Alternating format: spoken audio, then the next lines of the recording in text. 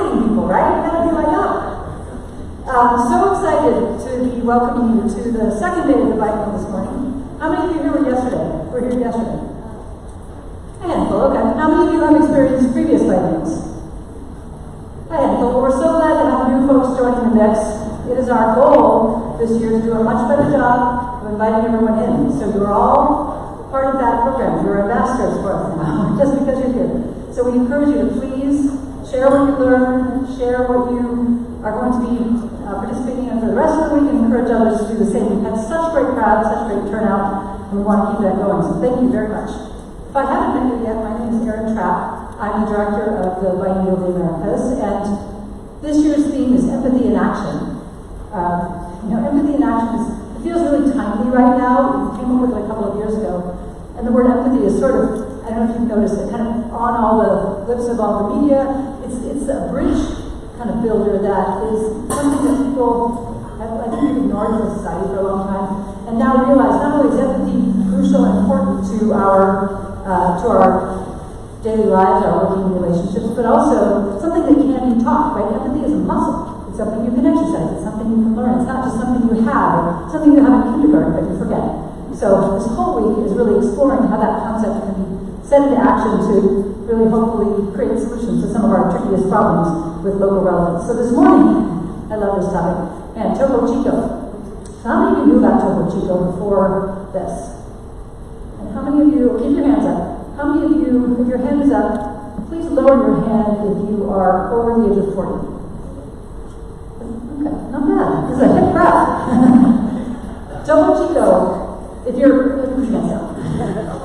20 or 30, Topo Chico is like Delaware, right? It's become this phenomenon. And I am just really struck by, as someone who kind of grew up in an era where water from Mexico wouldn't have been the most obvious thing I would think of, I'm struck by how successful the Coca-Cola company and the Topo Chico people have been at creating a phenomenon around a really wonderful product. And I think empathy is a big piece of that, so we're going to get to hear about that today, so I'm really excited. But I also want to make sure to mention, has everybody seen the big Jaguar out on Manic Street? It's incredible. If you haven't marked your calendars yet, it's simply not optional. You must come Saturday afternoon. We'll be there starting at 4 o'clock, the evening hours with the laser lights and the digital mapping of the City County building and the musicians from Columbia. I mean, it's just going to be an event not to be missed, so I really want to encourage everyone to come. We also have the scheduled events downstairs if you need information about other events, and of course our big symposium with Richard Branson is this evening. So please join us for that. If you haven't already got the tickets, they're still available. All right, to kick off. I know that we had a local committee helping us put together this fantastic panel on marketing, and some of you are in the room today, so raise your hands and be recognized for the work you did to bring these panels together. Get up. Jenny, Steve, and thank you all. It's really important to us that these workshops have local relevance, and you are all the reason we were able to do that. I also want to thank our sponsor for this particular Coca-Cola company. Our board member, Peter Villegas, is here with Coke. Everybody give Coke a round of applause. There's a large arena in town named after a major competitor. Denver's really a Coke town. So we're so honored that Coke has really been our partner all along. We've gotten to travel the hemisphere with Peter and other representatives from Coke and see how the work that they are doing in sustainability in their communities is commendable. What you may or may not know is Coca-Cola and all their products are bottled locally wherever you live. So they are probably the most invested in sustainable water, the company that's the most invested in sustainable water on the planet. Because they have to be, and they believe in it, and they have become, I think now, completely renewable. What's the language I'm using here, Peter? Sustainable, yeah. They've achieved their goal to become a completely sustainable company because of their investment in local water resources. So if you want to come through for now, hopefully you will. And we have Topo Chico for you around the corner. So that's my little commercial for Coke, but I can tell you how committed they are to this issue. So we really are grateful for that. And this morning we need to learn about the marketing prowess that they've got Topo Chico into the hands of all those millennials and all those hipsters here today. So with that, I want to go ahead and kick off the program and go ahead and bring up our panelists, our hosts. Come on up, guys. Give them a hand while they're getting up here.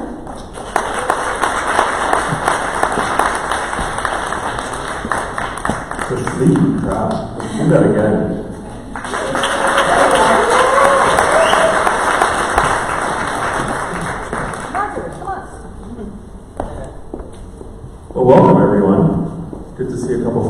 faces out there.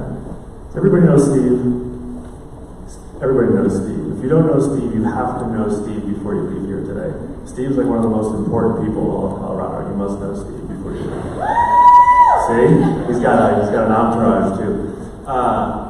Very, very exciting morning today. So my name is Manny Rodriguez. I'm the Chief Marketing Experience and Customer Officer at UC Health. It doesn't all fit in one business card, but it's okay.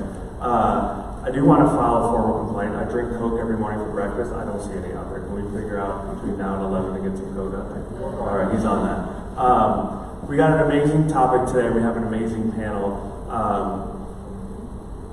When you think about the word empathy, I kind of look at empathy, and it's very similar to a buzzword that a lot of us use, culture. What does culture really mean? Strategy. What does strategy really mean? So what I'd like our panelists to do is they introduce themselves. Tell us a little bit about yourself. Tell us a little bit about our organization, and just what empathy means to you and your organization. If you could do that. I'll start with you. Okay, thanks very much. It's amazing to be in Colorado for the first time. I love it, and it seems like a very beautiful city, and I can't believe these bike paths, and I can't wait to have a chance to explore your city. So thank you very much. Yeah, this was such an important panel. I think we've had some really interesting conversations talking about sort of what brings us here, and what brings empathy to a business conversation anyways is a very fascinating thing. Usually when we're talking about empathy, we think about it in terms of, how we interact with our friends, not so much in the boardroom. And I would say that one of the reasons why I think that we're here today talking about empathy now, and that there's some important books that have come out on the topic to help us understand it. Hopefully Michael's going to share some of that research with you and his experience. But historically, I'm coming at this from the perspective of a behavioral scientist. And what we have been able to show is that we typically have thought about people from the perspective of something called rational choice theory. And that is the fact that we're all rational agents, and we just need enough information or education, and we'll go about making the right decisions. But if that was true, we would see, we would eat well. I'm not so sure about having soda pop for breakfast. Don't judge. But I think you exercise, and then there's these other domains where we would be optimizing our behavior, like we'd have enough money in the bank, we'd be managing our spending. In other words, if rational choice theory was true and a valid way to understand human behavior, then we would be busy maximizing our health, our wealth, and our happiness. And we can even extrapolate from that further, that even as a society, we would act in accordance with the long-term health of our planet, and that our behavior, we would recognize those consequences now, and that we would, make the necessary changes to our behavior. But we don't. We don't make those choices. And so behavioral economics can add to this conversation about how to understand consumers, or what we ought to call them, people. And so behavioral economics then gives us a rich understanding of that emotional landscape of consumers and how people make decisions.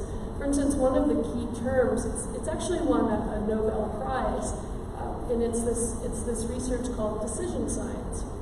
And there's this concept that's come out called bounded rationality. It's a very useful way for us to understand the decisions that people make. Bounded rationality means, look, we're not saying that people are stupid, we're not saying that people are impulsive. We're saying that we're governed by this thing. We have this limit of bounded rationality. We don't take a spreadsheet out for every decision that we make. Instead, we use these things called heuristics. And they're sort of mental shortcuts and little rules of thumb. That's what helps us make decisions. And that's why things like using emotions or appeal to authority, those things can be very helpful in impacting our behavior. But now we have a chance to go further. Now that we understand that these are the ways, these are the fundamentals of how people make decisions, what can we do about it? Because I think as business leaders, often consumers' own intuition about their own, let's say their own preferences, is often misguided. So for instance, a classic study in this field of behavioral economics is in organ donation. So organ donation, when you ask people through surveys and working research how they feel about it, you generally have 85% or more are in favor of it. But then when you look at organ donation registration, I didn't get a chance to look at Colorado's numbers, but I think that our participation rate here in Colorado is going to be probably around 25 to 30%. So that's a big gap. It's a big gap between 85% say we're in favor of it and we think it's an important thing to do, and 35% actually participating. So behavioral economics has proposed some new solutions to help sway behavior, and that's to do things like in our driver's license enrollment form, that instead of leaving it to people to opt in, we leave it to people instead to opt out. We're not taking away choice, and instead we're helping nudge people so that they can realize their own preferences. And so when it comes to this conversation about empathy, it's another way of us understanding that human behavior is far more complex, and that our marketing and business strategies need new approaches to digging into a deeper and richer understanding of the human experience. Awesome, thank you. Michael. Hey everybody, my name is Michael Ventura. Nice to be here. Nice to be here to talk about a topic that I've cared about for a very long time, which is empathy and how we put empathy into work, into action, into our lives, into the relationships we build. So about 10 years ago, I started a company called Sub Rosa. Sub Rosa is a strategy and design practice, and we work with large, complex organizations to use empathy as a tool for problem solving, for organizational transformation, and ultimately to build better, more resilient businesses. And about 2 years ago, I began the process of documenting the making of this approach to using empathy in business, which we call applied empathy, and which we'll talk about here today and again tomorrow as well. The definition for empathy from my perspective is really about training the act of perspective taking, of really getting out of your shoes and seeing the world from someone else's perspective. Super easy in theory, practically sometimes quite hard, because sometimes our biases are pretty concretized. They sort of define who we are, and to stand outside of them enough to see the world from someone else's perspective is tricky. There are three main types of empathy that exist in sort of a clinical setting. The first is what's called effective empathy. Effective empathy, with an A, is what I equate sometimes to golden rule empathy, right? I treat you a certain way because this is how I would like to be treated, right? So I perceive you're sad. I've taken the opportunity to stand in your shoes. I see that you're sad. When I'm sad, I want to be consoled, so I console you. The problem with effective empathy, particularly in a business context and building relationships and solving problems, is that that's put my bias into it. What if when you're sad, you want to be left alone? I have just done what I would do, but not what you would like, right? That's effective empathy, and that's what most people think of when you think of empathy. That's why people equate it to being nice and sympathetic and compassionate. Those are not synonymous. Those are sometimes side effects of empathy. Somatic empathy is where you feel the emotions of someone else. So like a spouse who's having sympathy pains for a pregnant partner, or a nurse who's having empathy burnout because they're feeling the emotions of their patients too viscerally. Hard to train, not terribly easy to plug into a business context, not necessarily the thing that I would leap to first in order to bring empathy into a marketing conversation. Third, and this is where actually I think the premise of a lot of what we'll talk about today is grounded in, is cognitive empathy. Cognitive empathy is about the act of perspective taking, bias-free, or as bias-free as one can get, right? You can never be wholly bias-free, but can you get into the shoes of someone else to such a degree that you see it? And I like to think of cognitive empathy as, if the former was the golden rule, the platinum rule, which is do unto others as they would have you do unto them, right? And the only way you get there is with inquiry.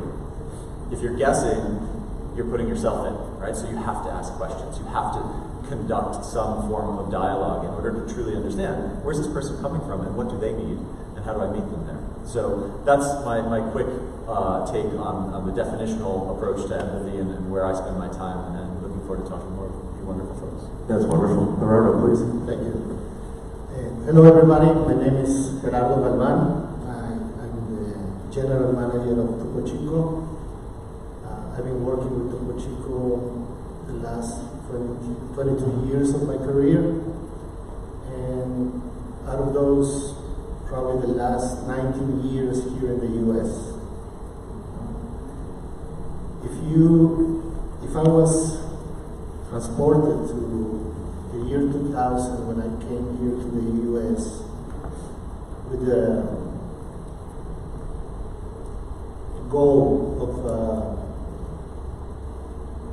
making this brand a great brand, I probably wouldn't believe, well, I did believe that we were going to do it, but if you look at this chart, you know, these are my direct reports in Topo Chico.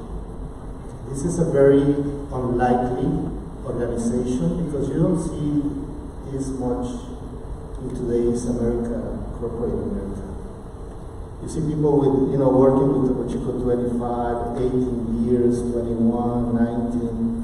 We have one millennial there, you know, the guy with the 7 years, and he gave us a balance, you know, to us. But I was talking to Michael after reading his book, Applied Empathy. I thought I was reading the story of Topo Chico. Because every page, you know, I probably finished the book in a record time. But for me, every page was almost like if we were doing our diary of what happened with Topo Chico. And many people has asked me, okay, have you done it? You know, what have you done through all these years? Because right now we see Topo Chico everywhere. And the reality is that it's not a work of 5 years or 3 years, you know. At least we have been, myself, 19 years, you know, doing this with Topo Chico, but empathy is the key, you know, for our success. Because we have been a group together that we have been through divorce, death, marriages, kids, success, failure, you know, tears, and we have been together. And the only explanation that I see about this is passion. And when I was reading Michael's book and your empathy, then you know, application. Passion exists when you intersect what you love and what you are good at, you know. So this is not a professional goal or project for us. This is more like a life project that, you know, that we love, and Topo Chico is going to be 125 years next year. We're going to celebrate 125 years of Topo Chico. We have been in the US probably 30 years. But right now, we were doing our job, we were doing our homework, and as you mentioned in your book, you know, it came this trend of healthy things, but we were ready. You know, we were ready to take the opportunity that the market was offering to us. And let me add one thing, you know, which I think is very important about Topo Chico. As you know, Topo Chico is a mineral water. Mineral water is made by nature because the way it comes from the source is the way it is. No mineral water is equal. Everyone has it's like a fingerprint. And it's going to stay like that forever. That's what makes you a mineral water. So it's like wines, you know, regions, Bordeaux, Rioja. And this water, you know, thinking about the different products, I know we're going to talk about how marketing is applied to products, but in this case, we're talking about water. And we are water. You know, the world is water. I'm not scientific, but I'm pretty sure there's scientific proof that the water can react, to how it's treated. And the plant of Topo Chico, it has been there for 125 years, giving love and work to the people around there. Because I remember when I started to work with Topo Chico, I see names of families. There was like 20 employees with the same last name of same family. So I really believe that the love and passion the people put into Topo Chico factory, and then the love and passion that people in Laredo, Texas, which is similar to this tenure, they receive with love this product. And with the same passion, I can tell you that our distributors, our retailers, they receive this product. And the passion and love we put together, that's what we, that's the formula we created this Topo Chico success. Obviously, there's marketing involved, in all this, but I believe the main material in that recipe is passion for the brand and using empathy. Because without empathy, without thinking about the retailer, what they want, thinking about the distributor, how can we make happy that distributor? How can we make happy, our employees? That's empathy. And that's the only reason I see, we have this long tenure inside our company. So, thinking about 20 years ago, this is a brand that has never used media. No billboards, no radio, no TV. The way we do our marketing was trying to understand our consumer. What they like, where they like to be. So we try to be part of that experience, and create memories with them, and create a deep connection with our Topo Chico consumers. Appreciate that. Kelly, you said something that resonated with me. You started talking about marketing to consumers, and then you immediately switched to people, right? Which I found very interesting. Because I'm a believer that as you engage in the notion of marketing to consumers, you're creating a transactional relationship. Versus when you talk about people, you're creating a relationship. Can you expand on kind of what you said a little bit? Yeah, thanks so much for picking up on that. So, I think one of the things that's exciting about the time that we live in is that we're starting to think about things like sustainability of the choices that we're making, as consumers. And for sure, there's still a big, huge gap between what we say and what we do. We say we're environmentalists, and yet we do a horrible job with recycling, causing a ton of pressure on municipalities.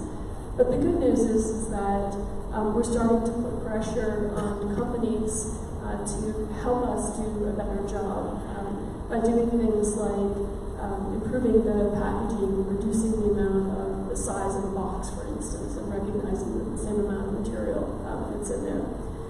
So when we talk about us as consumers, we're just reinforcing this consumption and commodification set values. But when we start to talk about us as people, then the role that companies, the governments that regulate them, and the people that participate in both of those systems, and the people that are dependent on both of those systems, we can actually start to have a much better and richer understanding and help us move away from a pure transactionally based society to one that is able to incorporate social norms, not at the expense of profit, not at the expense of healthy regulation, but instead recognizes us as whole people. The Japanese have a word for it called seikatsusha, and it's a way of moving away from thinking about a consumer and commodity, and instead thinking about people and values. Geraldo, you talk about consumers and you talk about being where they are, and clearly as you grow your market, you're targeting people who aren't consumers. So how do you guys look at the difference between the consumer and people who are non-consumer and how you market them or how do you target them? Yes, I was actually talking with Peter about this. We are very inclusive. We are not the type of company that says my consumer is young, 24 to 32, which is basically the marketing. We are very inclusive. We don't put the ages, we don't put the genders, and we are more into people who thinking about what they like. It's basically people who like art, culture, wellness, astronomy, music. So we believe that's our consumer. So we try to be in those types of events. Even Topo Chico, make sure they have a Topo Chico in their hands, because we want to make sure that first connection with the brand is very powerful. And whenever you are in a situation that you like, let's say music or art, art gallery, and you are handed a Topo Chico while you're looking at the paints, that creates a big connection. So we don't push for sales. We push for discovery of the brand. And once that person discovers, the brand, it becomes very strong. And they use the word of mouth to, they take it home. They give it to their friends. I remember one time my son was having an algebra tour at home, and he asked me, "What do you do?" I said, "Well, I sell Topo Chico." And he told me, "What's that?"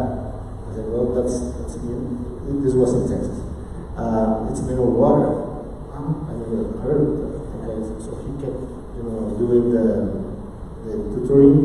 At the end, I was giving the check to him, and I took 6 bottles of Topo Chico out of my cooler, and I told him, just take it home and try some, but just make sure it's cold. 15 days later, he came back, and he told me, "Oh, my wife is addicted to Topo Chico. She's now buying the 12 packs, and now she's." That's the effect we create with the brand. So it's not pushing with media. It's just a discovery, and we have a great product to do it. So that's great. So when we think about empathy and marketing, and one of the questions I want to ask you, Michael, is organizations that do it well. But before I ask that question, I'll ask a question here: is how many of you are in healthcare? Anybody here in healthcare? Am I literally the only one in healthcare? One right here. Where? This one. Okay, sorry, I see you there. So, if you think about healthcare, we're in the business of making people better. But if you think about healthcare marketing, we are the most unempathetic people in the world. Your typical stereotypical healthcare ad. Let me tell you how wonderful we are as an organization. Let me tell you how wonderful our doctors are. And oh, by the way, you are super lucky to have the opportunity to be treated by me, the doctor, and then the ad closes like this, right? That is amazing on how healthcare systems go to market. So now that I've given an example of how organizations do empathy poorly, I turn to Michael and say, can you give me an example of those that you've seen that do it well? Yeah, so when you think about organizations that do empathy well, one of the things that I think comes along with that is, like any good magnet, right? You're going to attract as much as you repel. I think that good empathy is not going to appeal to everybody. I think that if you try to be something for everybody, you'll be nothing to everybody, right? Or however that phrase goes. And I think that the organizations that really understand the people they're trying to reach and are super effective with it also probably polarize people who don't fall into that mindset. So take Patagonia as a good example, right? This is like safe space in Denver to talk about Patagonia. But the thing about them is you never question whether you work there or whether you're a consumer, what they stand for, how they show up in the world, where they spend their dollars, how their CSR is connected to their overall strategy, how it shows up in product. The ad that said, don't buy this jacket, like, you know, all of the stuff that they have done is crystal clear. But there are people who are not Patagonia consumers because it's not built for them. Right? And I think the organizations that try to do too much and try to stretch it to audiences that maybe they don't have empathy for, or they haven't made an effort to understand, often fail because they don't know how to speak that language. And the best empathic organizations are also ones that develop a sense of versatility in their messaging, because let's recognize that while maybe you have, you know, a consumer group and inside that you have subsets that you've subdivided into, 70% of what you tell all of them is probably consistent, right? This is our product, this is our message, this is how we show up in the world. But that other 30% has to change depending on who you're talking to in order to build that bridge, in order to make that connection. Some consumers, like, just take media as a consumer, right? I know we're saying the word consumer, don't get too upset. But like the someone who is consuming information from an organization. If I'm Goldman Sachs and I'm talking to the FT or the Wall Street Journal, I'm going to have a very different story in that 30%. I'll probably talk about earnings or something like that than if I'm talking to a fast company, right? There's a different 30% that fast company is going to care about, right? As a media outlet that's different than a financial media outlet. And so organizations that have that deftness, that versatility to perspective take and to say, this is what they are going to care about, let me meet them halfway and give them that information about our business, because that's how we'll go deeper faster, are the ones that are the most effective. That's the same question you, Kelly. My business partner and co-founder of BEworks had the opportunity to build an insurance company from the ground up. And one of the incredibly important challenges of what an insurance company is that, you know, we pay these premiums, and there's the sense of it's a very difficult business model. We pay these premiums and we don't get anything back. Now, technically, it's hard to see that our risk was covered and the insurance payout is there when you need it. It's a very abstract and intangible thing. So, his name is Dan Ariely. He wrote a book called Predictably Irrational, and in there he talks about fairness. And so one of the things that was vital in terms of helping the success of this insurance company called Lemonade was to redesign the claims process so that a percentage of all of the premium that customers pay, a percentage of that goes to a charity of their choice. And so now there's this tension that when you're making a claim, you're making that claim potentially withdrawing not only from the pool that is this collective pool, but also some of that will go from this payout at the end of the year to the charity of your choice.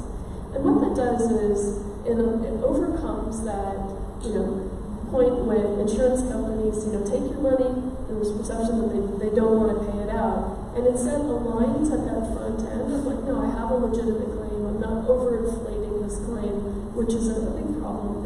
Fraud is a small part of the industry, but these overinflated claims of maybe, you know, what else we might have lost or been damaged. So this is a way to align that interest. And so the way to do that comes from really understanding what it is fundamentally that people hate about insurance companies and start to develop solutions that align those interests in the actual design of the product. So that would be an example. So I've got several other innovations in there, but I think for the purpose of this idea of aligning to a sense of fairness is a really important innovation. That's great. We often talk about marketing and marketing to consumers or marketing to people, and that's a very external facing activity, right? It's what are the things we do to impact the people on the outside. If you think about, without looking at your Starbucks cup, how long has Starbucks been in business? Anybody? How long? 30 years, right? If you look at your Starbucks cup, I think it's over 40 years, right? And the notion of Starbucks is they built their brand inside first. And they spent about a decade building their brand on the inside before they went on the outside, right? That's the notion of building a brand from the inside out. And Rodolfo, I was very fascinated when we talked earlier about, you were saying there's like 130 years of experience of Topo Chico and the leadership team, and that's unheard of, right? So talk to me a little bit about how you built this empathetic brand on the inside, right? That helps translate to something on the outside, because that to me is just incredible. Yes. Obviously, before coming here to the US, I was working in Mexico. So in Mexico, we sell Topo Chico through the Coca-Cola system in the red trucks. So the idea was to sell Topo Chico here in the US. So the first thing was building a team, and there was people working already here in the US, but I also brought 3 or 4 of my team in Mexico because they knew the brand. So it was important to build to have the knowledge of that Topo Chico. But the difficulty was that we have to do it, but we have no budget. So can you imagine, you have a task, you have to get sales for the company, but budget is 0. So it was scarcity, and then we began thinking, okay, so how can we do it? So the most basic thing was we need to guarantee to have the product at the store level. And I remember times when I was waiting for an interview with a retailer, waiting for there in the morning. Meeting was at 12, and then the assistant came, and I'm sorry, can you come tomorrow? We went through all that. So it was very, very important to build that Topo Chico first belief about the company, very strong belief of what we can do, because we had a great product, and we have to now to build the structure to succeed. And those guys you saw there, they were there, and it was difficult times, but suddenly by doing basic things of marketing, what you learn in school and try to apply them. One of them is, I remember with Roberto Goizueta, 3 A's, the availability, affordability. So we start building a strong belief in the brand and a strong relationship between us, because we were talking before, we have a very unique organization where this is the kind of organization that it is Friday and you want to know what your peer is going to do Saturday and Sunday, because you want to continue, stick together and continue, not waiting for Monday to see each other again. So we have a very strong relationship and knowledge of what the brand is and what are we here for. So that's great. Michael, do you have a sense of this notion of building an organization from the inside in? Do you have examples where you've seen it work? Maybe even examples where maybe it hasn't worked? Yeah, so I think the thing about marketing and communications overall is that we often tend to leap to external first, but it's an obvious statement, but it's more true now than ever, is the first customer for your business are the ones that live inside the 4 walls of the company, right? And so when you invest in building those relationships and you recruit the right talent and you retain the right talent, it's not just the top of the funnel thing about getting good folks in, it's about making sure that they stay, as evidenced by your team, which 20 plus years for most people. The thing that I think organizations often overlook is that they rely on HR to keep people there, and then they rely on marketing to sell stuff. And marketing and brand have a role to play internally just as significantly as they do externally. And there are a couple of good examples of where that's taking place, but one of the ones that comes to mind for me from work we've done with a client is Bridgewater, which is a hedge fund. Very enigmatic hedge fund, very eccentric culture. It's been well documented. Their founder, Ray Dalio, has a book called Principles. Thank you. Blanked on that. And it's about how basically they've built this very radical candor philosophy inside the organization where you will be evaluated in every meeting. So as an external agency, we sat in meetings, and at the end of the meeting, the client team would say, okay, we're going to go around the room. Michael, we're going to give you a 7 out of 10 today because we don't think you were super clear at the beginning when you described this. And literally everyone in the room gets ranked and evaluated. Super polarizing because you're just dealing with like immediate feedback with a client, and you rank them too, right? So it's like it's incumbent upon us to tell our client, like, oh, you actually weren't so great today. How does that go over? You know, it actually goes over well because it's in their DNA, and this is my point, is that the internal work that they've done to make that so clear that this is valuable has actually, like, if we didn't do it, we would have hurt the relationship. So to be honest and to say, actually, it was a pretty poor brief, and we didn't get enough clarity, and so that's why we find ourselves in the situation we're in, was part of the sport of working with them that they had developed. And so, Bridgewater has had a pretty notoriously high washout rate because they didn't, in the recruiting process, signal what working there was going to be like well. So a lot of people sign up, everyone wants to go work there, you get inside, and then you kind of have about an 18-month horizon before most people eventually leave the firm because they don't feel like it's culturally right for them. So one of the asks we had was to actually help signal that in the recruiting process more clearly and make it more reciprocal, actually make it a two-way interview. And that you're not just interviewing for this job, but you should be interviewing this person who's interviewing you, and make sure that ranking, that scoring, that behavior is comfortable for you. Because if it isn't, don't even bother. And the washout rate or the retention rate actually increased significantly after switching the recruitment process because they got people who knew what they were getting into sooner. So I think that the investments you make with people and the investments you make on your internal culture and understanding it and sharing that empathy with the folks that you're trying to build a team around ultimately helps you build the stronger, more resilient, more lasting team members. Yeah, I mean, it's funny because coming from a healthcare background where, individuals are sick, right? And when you think about the individual that's sick, you think about not just the individual, but the collective I, right? Yeah. So the mother, the brother, the daughter, the sister, etc.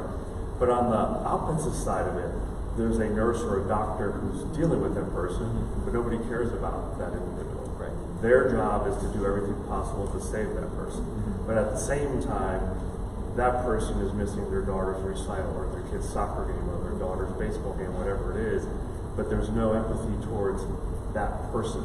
Right. They're supposed to give all the empathy to the other, right? So curious from your perspective, have you seen workforces where all the empathy goes in one direction versus the folks that are providing the service or providing the care or just transacting? I think about the call center person who's constantly getting beat up because somebody's complaining about something. Do you have any examples you can talk about that? Yeah, that's definitely a very tough position to be in.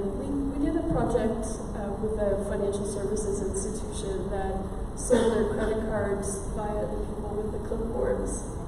And the customer prospect would walk into the store, and the sales agent would have the clipboard and would try to entice them in. And back in the day, that was a pretty effective way to sell credit cards. Through the 80s, these folks they'd close like 5 credit cards an hour. It was a pretty brisk business. And through the 90s, then they started to have little tchotchkes, little swag that that would help them. But it was three kind of sales per hour. And by the time we hit the 2000s, that number reached below sort of 1.5. And some of the dynamics behind that were, when we started to study the situation, was the marketing team had wanted to, is it the squeezy toys that aren't as appealing as maybe giving people coffee cups? And it wasn't about that at all. It wasn't about swapping out the offer. Some of it was a better job of articulating the value proposition acquisition of their credit card over another credit card, and doing a better job of articulating, the loyalty. These things, require a PhD in calculus anymore to be able to actually understand if there is genuine value there. But the thing that we actually ended up looking at was these agents themselves, and one of the things that we saw was the tenure rate after 6 months drops significantly, and folks who have been there longer in the role tend to be more effective. What was unique about the people that were able to stay in the role was that they generally had what Angela Duckworth would call grit, or what I've seen some of the research is starting to make into the mainstream in terms of what we're understanding about resilience. So imagine, really that project wasn't about a credit card offer. It was the ability of that sales agent to be able to handle being actively ignored and avoided. Because what do? We see people with a clipboard, whether it's the charity asking for the money or the company trying to sell it. Exactly. We hide our eyes. Now we have the smartphone. We pull that in front of us and we pretend like we actually don't see that human being. So it's a very sad and potentially antagonistic type of job that you're in.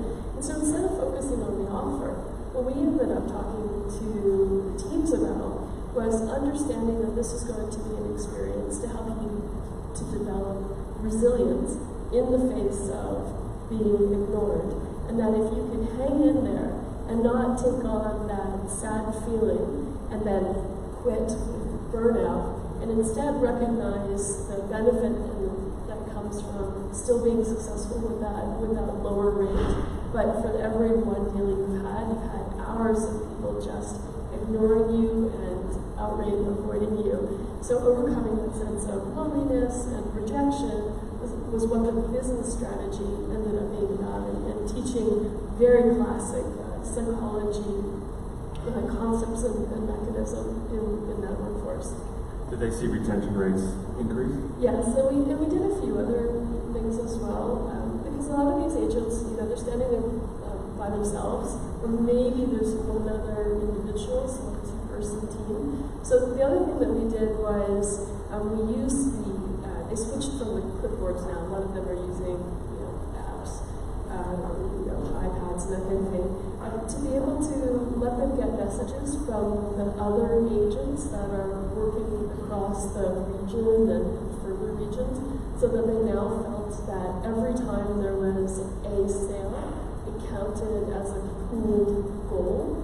So everyone benefited. So it wasn't your sale, it was someone else's sale. You ended up getting some credits for that. And so seeing those little numbers go up created this tangibility to kind of this very dispersed team. So it helped increase tenure, but it also actually had a bit of an impact on close rates. That's great. We just mentioned technology, right? So if we think about marketing in today's day and age, by the raise of hands before, it looks like most of you are under 40. So what I'm about to say doesn't make any sense at all, probably. But as marketers in the past, we would dictate behaviors, right? How we would go to market, how we would package a product, how we would put up a display in a store is how we would dictate behaviors, right? We control consumer behaviors, right? Today, technology and the immediacy of things is controlling everything we do. Let me give you an example of what I mean by that. So I'm a firm believer that every interaction that you have right now is driven by the interaction you had just before that. So let me give you an example. So if I'm a mom and I'm about to walk out the door to go to work, and I realize that, oh shoot, I forgot to order Jimmy's lunch, I forgot to order Jimmy's soccer shoes, or I forgot to do this or that, I can, before I get in my car, immediately transact on my phone, right, and order all these things, and in some instances, before I get home, or the next day, they're there, right? And again, I'll now switch over to healthcare. I now realize that I have to make Jimmy's appointment to get his flu shot, and I call, and no one answered the phone, or they put me on hold for 15 minutes. And then I finally get a hold of somebody, and they say, well, the next appointment is 3 weeks from Tuesday. My reaction to that is horrible because I was just able to do 15 things immediately, and now I'm put in a situation where, what do you mean I have to wait 3 weeks for a flu shot, right? Because that's this interaction of technology is driving how we as marketers have to interact. So Gerard, I want to come to you and say, how have you seen technology in this day and age change how you guys interact with your consumers, right? It's, technology is developing, very, very fast. And you got e-commerce, right? And we have to be prepared. The way to do it. And again, going back to the book. I didn't ask you to do it. No. I got amazed about this because of the context. Yeah. Right? Because you can be very good with your company, the product, and the employees. And then you have the consumers, which is the final consumer, the distributor, the retailer. But there's also the context, and the context is your question. The context is what is changing. What are the trends? What is happening? And the success of Topo Chico that we have right now is the result of being prepared and hit the sweet spot of the trend of the healthy things or the sparkling water. But we were prepared. But in looking into the future, if we want to continue with the success, we need to look at the context. What's going on, and technology is one.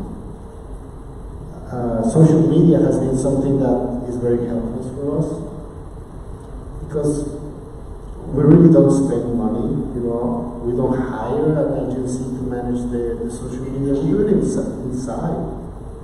Everything we do inside, we ask all the complaints or questions from our consumers. It is crazy. We do it ourselves.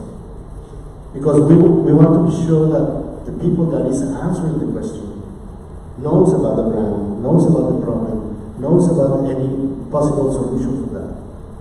Yes, we're getting crazy because we remain the same people doing, sometimes we used to do HR, legal, marketing, put a different hats on it. But yes, technology and the environment is changing. So we try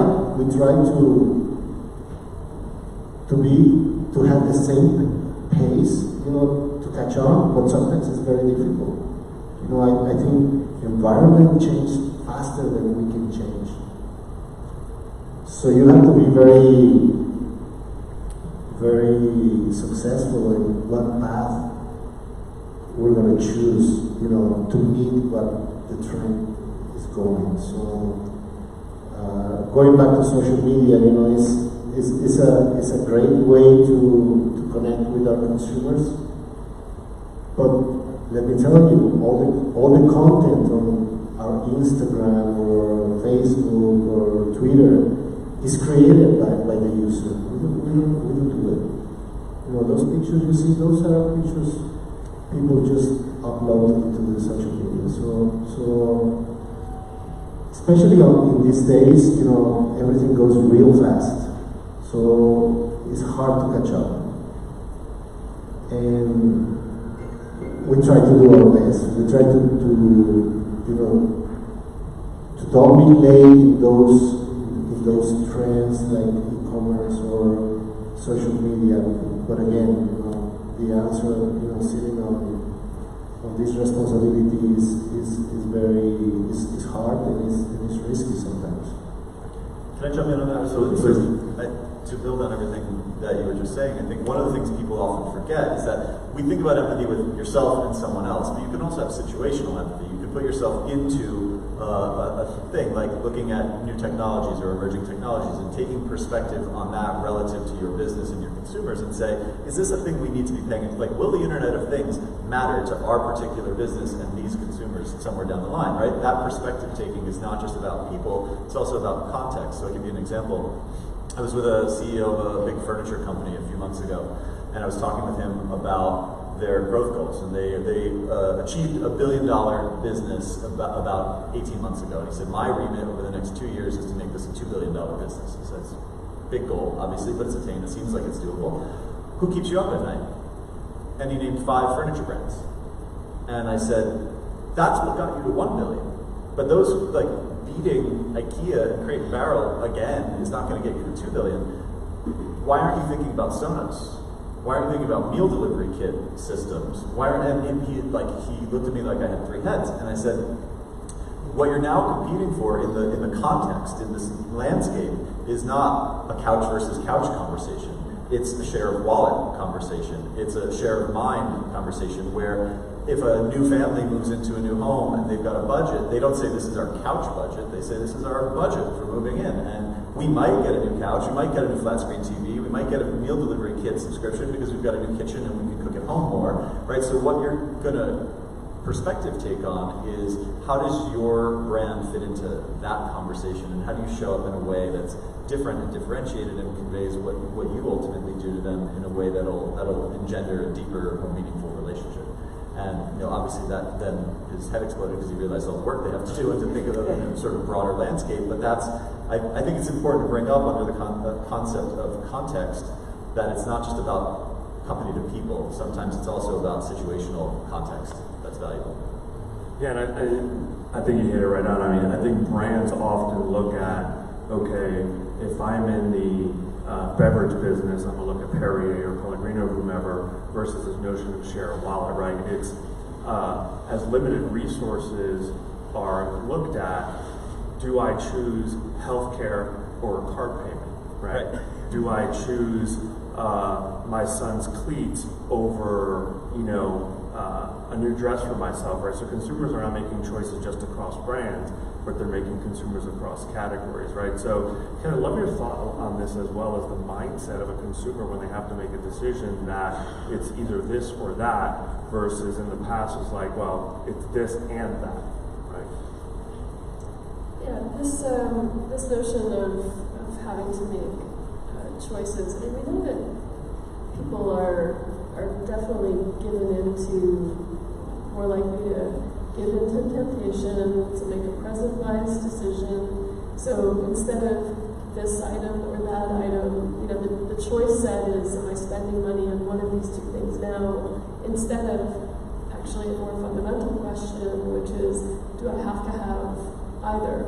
And a lot of times that is actually what a person needs to be questioning in the first place, is do I need to have either?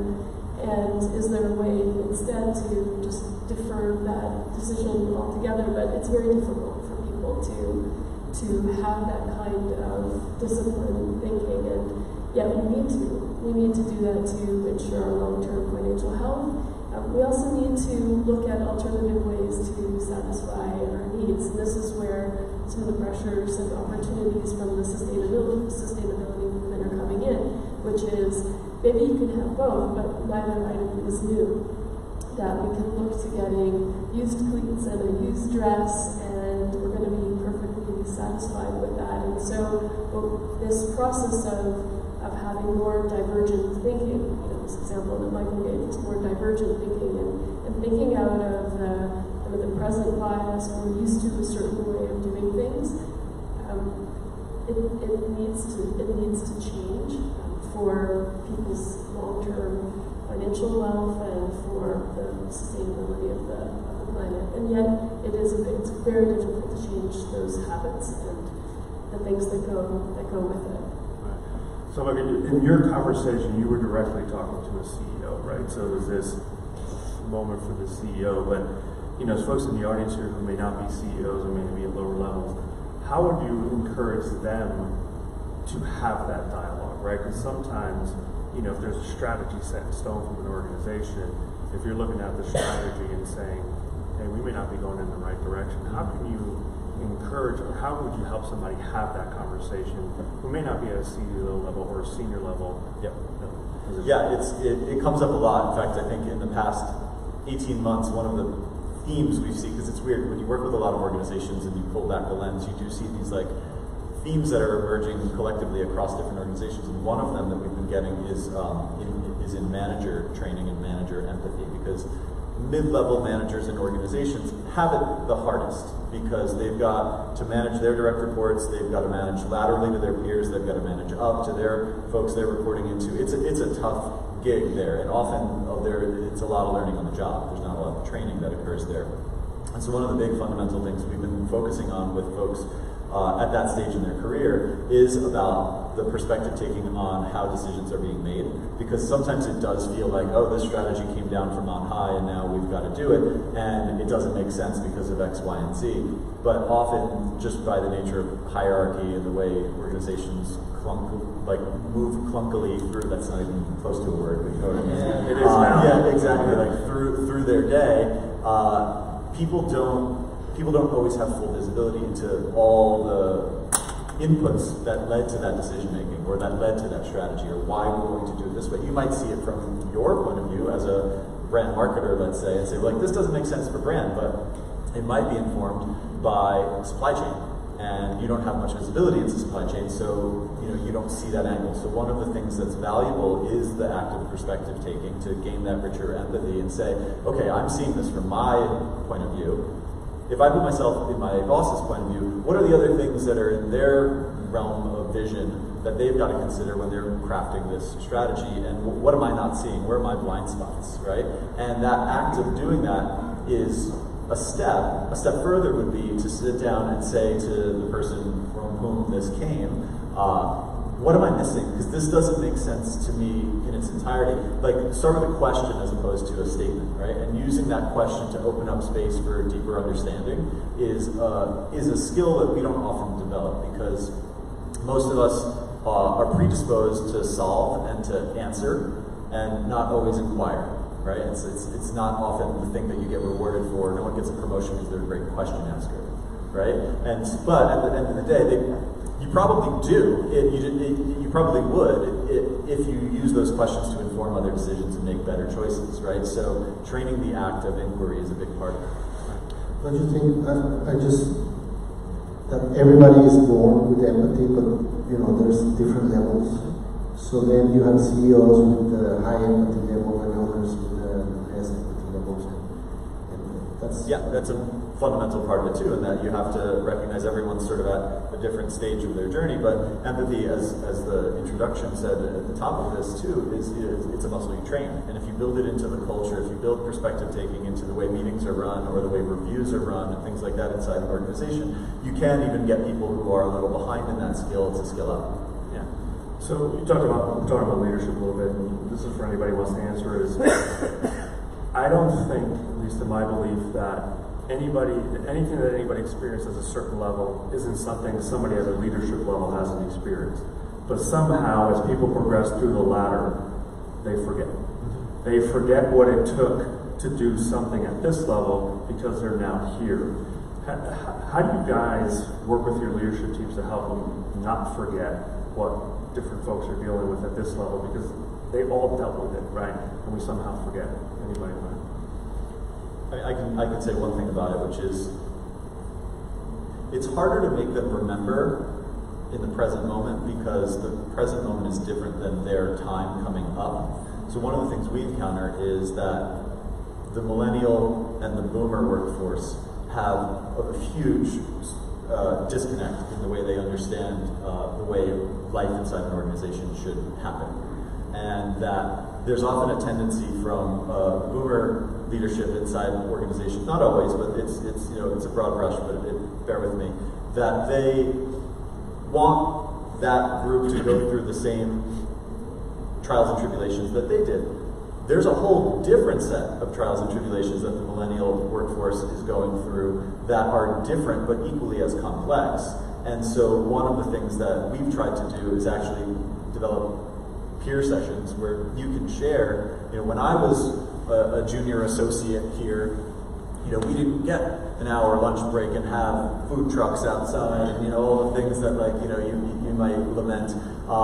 And yes, that might be true, but that's the cost of doing business today and trying to recruit that talent. Because if you don't have those sort of perks or benefits, then that talent's going to probably look somewhere else, because that's just what has become the norm in certain cultures and certain organizations.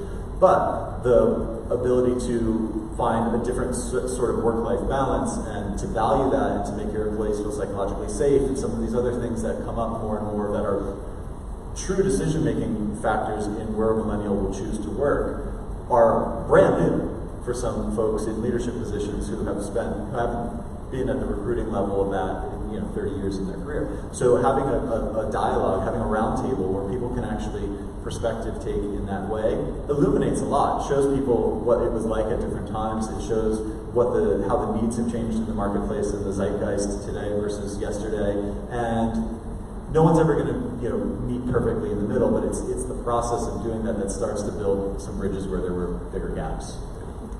One of the areas that we've been having fun with is, most CEOs say that they want their company to be innovative, and that's what they need to do to be able to continue to compete and expand. And yet, a survey was done asking business leaders how they felt about how innovative their teams were, and very few of them were confident that their teams had the ability to be innovative. But in my experience with them, I've been very frustrated with their expectation that teams and individuals are supposed to just walk into the office and be innovative as an individual, and that doesn't recognize and take into consideration the collective forces that either inhibit or enable that form of innovation. It's a myth that you have one kind of scientific genius with gray hair and looks like Einstein that says eureka and invents a thing as if it was in a vacuum. Science and innovation are a byproduct of sometimes a very, very systematic approach to asking why, challenging the current state of being, very systematically experimenting with things. And so helping companies understand how they can incorporate practices and systems around things like curiosity and challenging the most fundamental assumptions of the business is one of the things that can help create that culture of innovation. It's surprising to me sometimes, but not in a surprise me happy kind of way, that you have, for instance, people in financial services, and you ask, what's your most valued asset? And typically the answer is, it's trust. We have this legacy business, we've had these Corinthian columns made of marble, that convey this, the scale and history of, our operation, and clients, trust us. But then when you ask, what do you actually mean by trust? You have very, very different answers. And not only are those answers very different depending on who you ask, the answers are often very shallow, the same level of complexity that a child on the playground might answer when you ask them what trust means. Not, for instance, in the way that Michael kind of outlined the three spectrums of empathy. Trust has that same level of richness and nuance to it. And then the second part is, how do you measure trust, for instance? And so if an organization doesn't have an operational definition and a consistent way to measure these things that they say are fundamental to their strategy, then how do we know that anything that we're doing is inhibited or helping drive improvement against that measure? And so against that backdrop, we're helping organizations build in randomized controlled tests, the same thing that you use to develop clinical trials in the field to develop medicine. There's new evidence-based strategy approaches that are helping companies question those assumptions, develop clear and concise measures of things as a way to help unlock curiosity and fun in the organization, and that's what will lead to innovation as the byproduct of a process, not just wishful thinking by leadership. So, your comments made me think a little bit about this notion of teams and leading innovation as a group versus individually.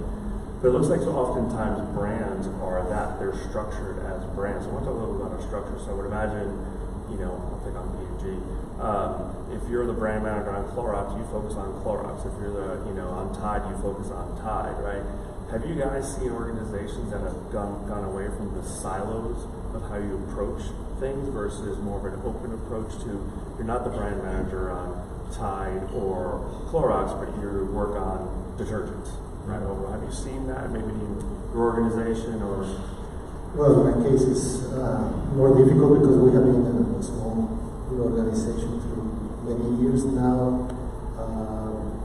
Getting into Coca-Cola system, into the Coca-Cola company, you can see those people, the Coca-Cola try to be more agile and more fast on decisions, and they're working on more flexible groups. So yes, I see that. It's not our case because in our case we are very focused on Topo Chico. So we have our values very strong, and actually it's part of the meaning of the acquisition of Topo Chico into the Coca-Cola company to continue keeping those values of the brand and continue growing the brand under the Topo Chico names. So Procter & Gamble is not. They're still very structured around Tide. Tide is $1 billion business for them, and they have it structured around detergent. But it's much deeper than just structuring around detergent. I think that we can look to Ford, that I think has done a much better job of transforming how they think about themselves. And they don't think about themselves as in the car and truck business anymore. They're trying to figure out who they are as a mobility company. And as a mobility company, we have a chance to get into much deeper human needs. If you think about Ford as a mobility company, they're thinking about things like how do you facilitate multimodal transit? And that's what our cities need. We need the ability to think about door-to-door transit isn't just a function of the car, but rather there's an element of a walk, a ride, it's public transit, the car, ride sharing, and other capabilities that are all starting to emerge. That gives Ford a chance to play a very, very different role in the human life. That makes them far more relevant and I think they'll have some tremendous growing pains. But if they're able to stick with this and facilitate the innovation that's required, that brand might actually be able to survive another century. But it's not thinking of themselves as a truck company, but instead thinking of themselves as a mobility company. And there's an example of one that's starting to do that kind of transformation. One other one on that is sometimes it's not just about restructuring the departmental oversight or the way a group runs, but even just the way the system itself runs. So a good example I have with this is Home Depot. So for a long while, Home Depot's headquarters, global headquarters in Atlanta was where all the executives walked in every day, and on a percentage basis, it's certainly less than 10% of the total Home Depot workforce walking in there because most of them are out in the field, in the stores. And they discovered at one point that they really, when you talk to people in the stores, they talked about corporate said this and corporate said that, and this came down from corporate, right? And you could just, that story was really getting heavy. And they said, well, let's have some empathy for how this business actually functions.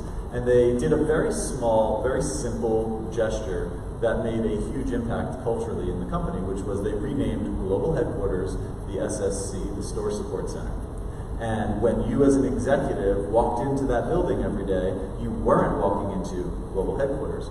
Your job was to support the people in the field. And that reframing, that little choice that they made, shifted the way every single person walked in and out of that building every day and how they saw their role in the broader organization. Yeah, it's amazing, just a very simple mindset change can change everything. I think we're getting close, so we'd like to open it up to questions. We've got a great conversation, probably do this for another 2 hours, but any questions? Steve.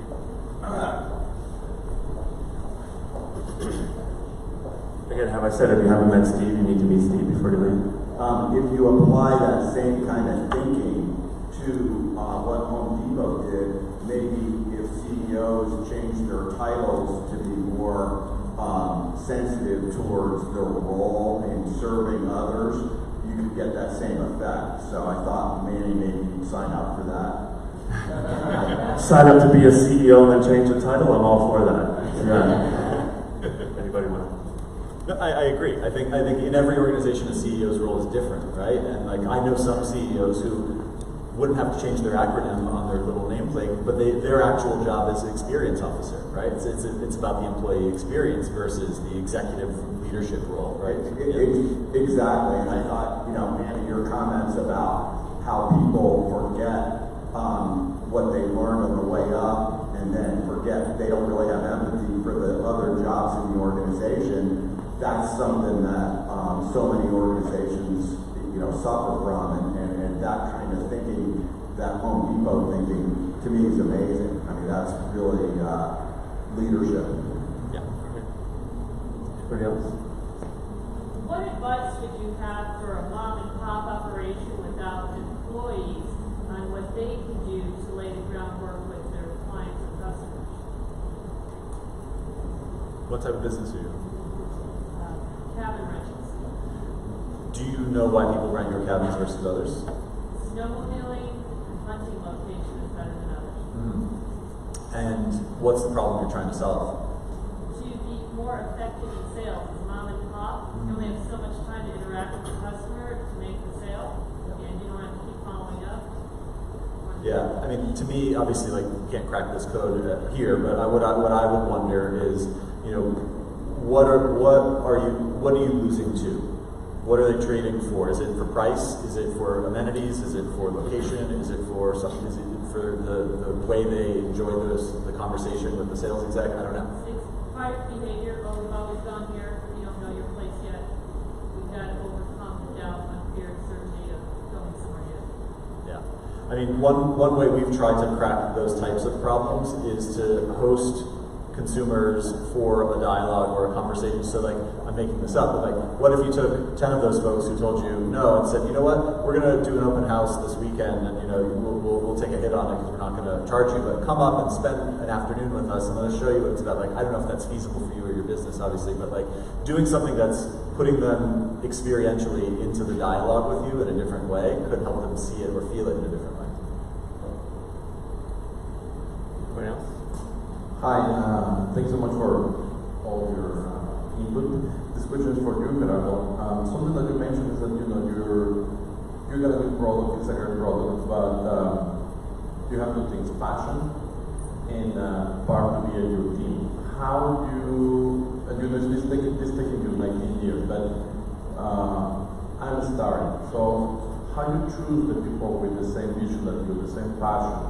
And now you're saying that everybody gets excited about the weekend. That's something that you don't see in many places. Could you give us some steps, some tips for that? Thank you. Yeah. I don't know if I have the answer, but it's more into a hinge, about the connection you can make with those people. Actually, I can tell you that in my 23 years of career at Topo Chico, I've been doing the interviews, not just me, but the interview with the people, and the people that I choose remain with us, and is probably, I can tell you that only 2 or 3 people has left the company in that time. By telling you how, it's, for me, it's very hard. I don't know if it's part of the intuition, it's part of some kind of vibration we have, and we harmonize, and it's kind of maybe it will sound so romantic, but love at first sight, and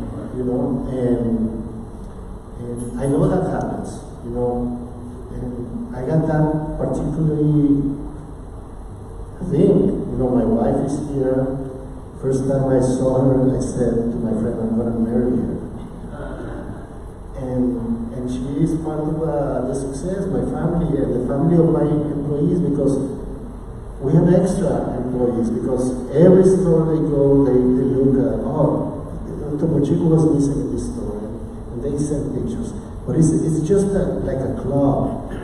Going back to your answer, to your question, I don't have a specific. It's more like go with your intuition about things, because sometimes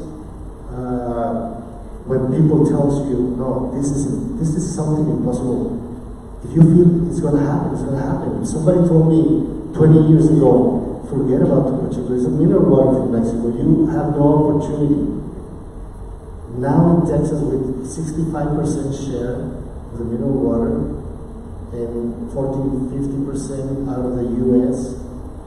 without spending TV it's an incredible story, and it's part of that empathy, intuition, using your I don't want to sound romantic, but it's part of you feel it.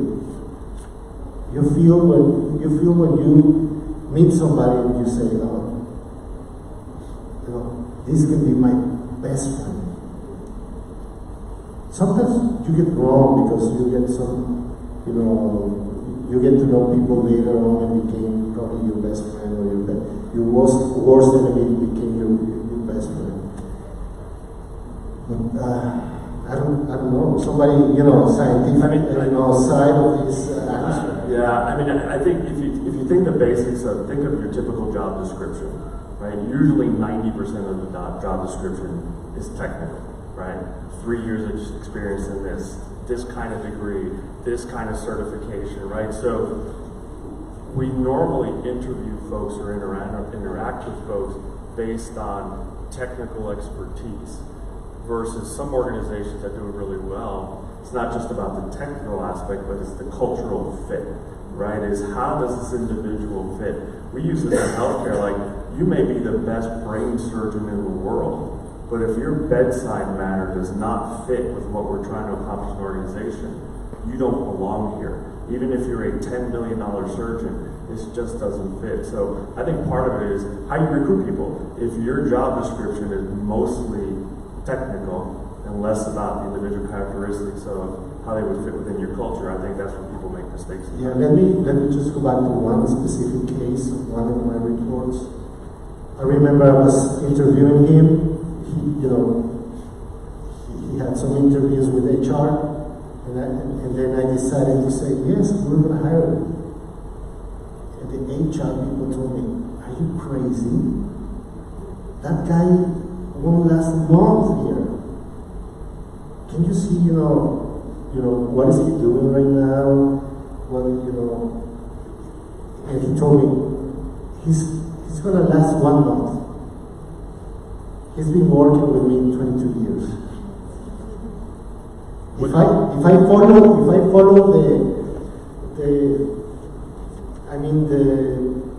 don't know what to say, the protocol of the hiring, you feel that here. Even though the result says something different, and you feel, this is the guy that I need. I don't know. No, I was just going to ask, what did you see that HR didn't see in him? It was, I cannot put it on words. He was working in the bank. He was married, to a Miss Universe contest, the Miss Mexico, and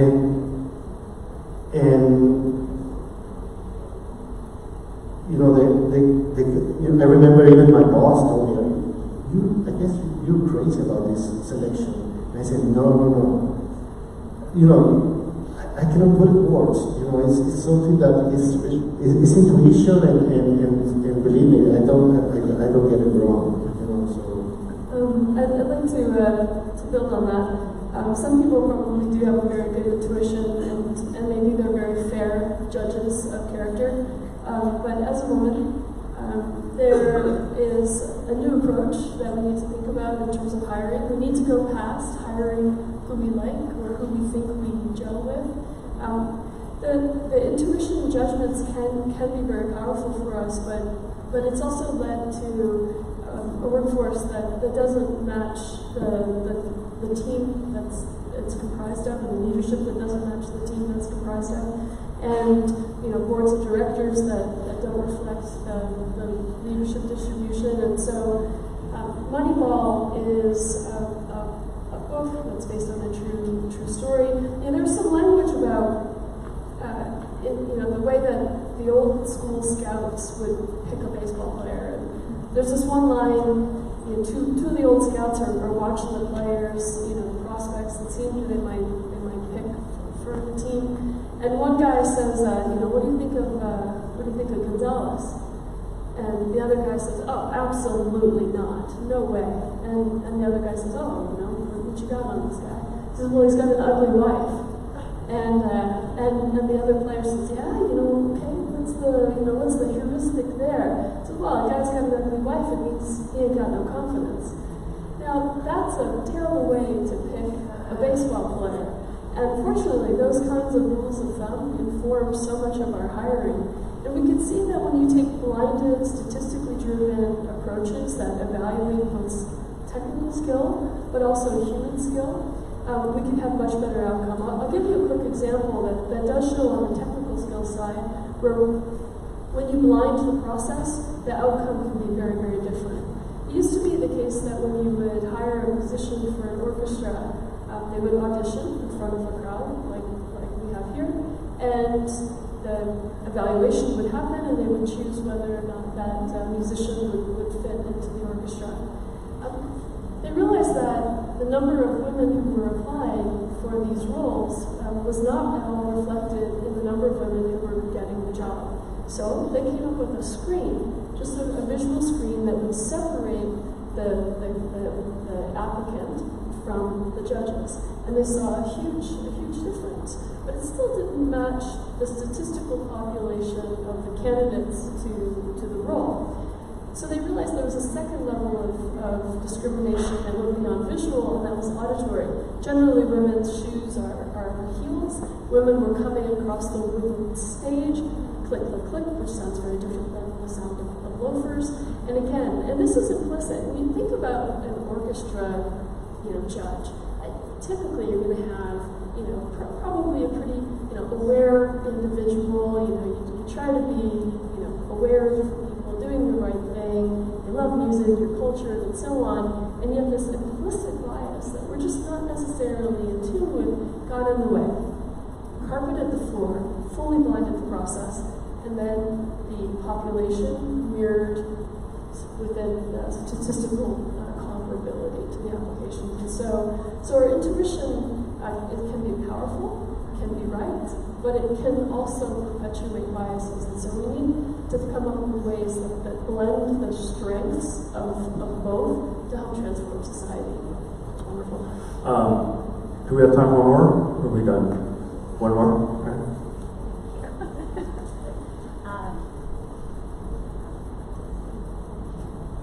Thanks so much for your time. While I've been sitting here, I took 5 pages of notes, downloaded your book, and read 2 of your case studies. So I'm one of those maybe millennial multitaskers. My question is, kind of connecting some of the things that you've been talking about, how do you take an organization and shift it to the desired culture that you want? So we've developed what we want to be, but in current state, our employee base doesn't fit or is not adapting to what we want it to be. They all say that it's a good idea, but the adaptation is still low. So how do you reconcile that? Is it a top-down approach, guerrilla approach, accessibility? Just wanted to get your thoughts on that. I can add some of the dimensions of that. Once you determine what your goals are, maybe it's aligned to purpose, so on. I'll talk about how to operationalize that, and whatever your principles are, whatever your purpose is, you have to create operationalized definitions of them, so that when we say we want collaboration, define it to the best of our ability, create measures around that, create illustrative examples of it, then audit for that behavior on an ongoing basis. So that's a very systematic approach to bringing things to life. Now, organizations tend to get very ambitious, and we're working with a global engineering firm that's got 20 principles. It's way too much. It doesn't have to be an overnight thing. Pick a few goals, or even one, and focus on just this process alone of creating a definition that we all have a consistent understanding, measure that we agree in, audit for compliance, and then do experiments that test are we being successful on achieving this desired state of our business. So that's the scientific How do you approach. approach resistance?